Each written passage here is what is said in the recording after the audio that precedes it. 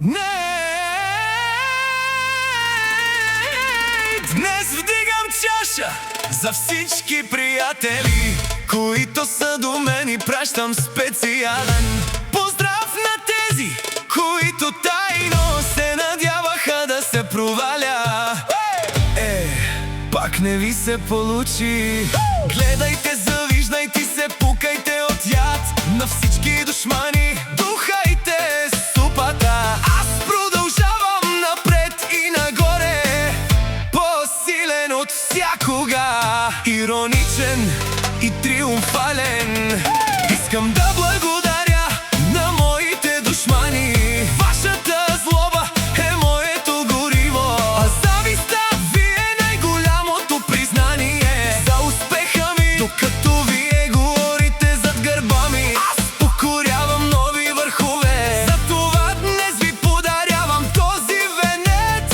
Гледайте го и духайте. Напукна всички вас, най-доброто тепърва предстои.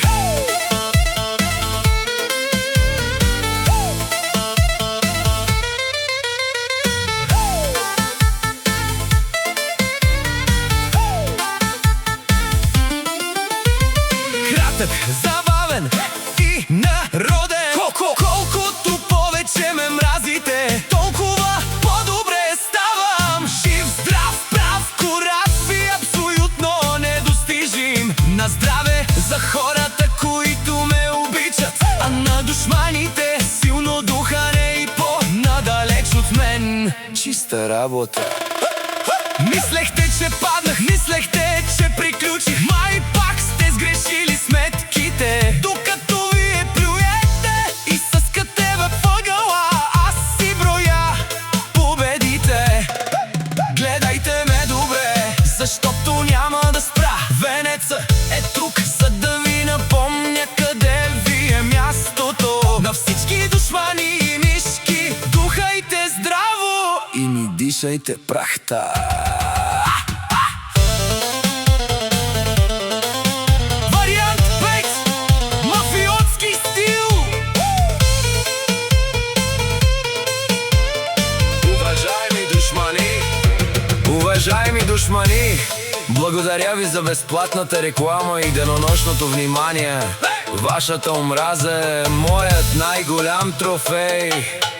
Не се хабете да говорите зад гърба ми, от върха на който съм стъпил. Гласовете ви изобщо не се чува. Вземете този венец за спомен и духайте супата. Играта приключи. Живота ми е сцена, а вие сте просто публиката, която ме мрази, но няма избор освен да ме гледа. Колкото повече ме дърпате надолу, толкова по-високо летя. Днес празнувам и хич не ми пука за дребните ви душички. На здраве за истинските хора около мен, а за душманите едно голямо. Духа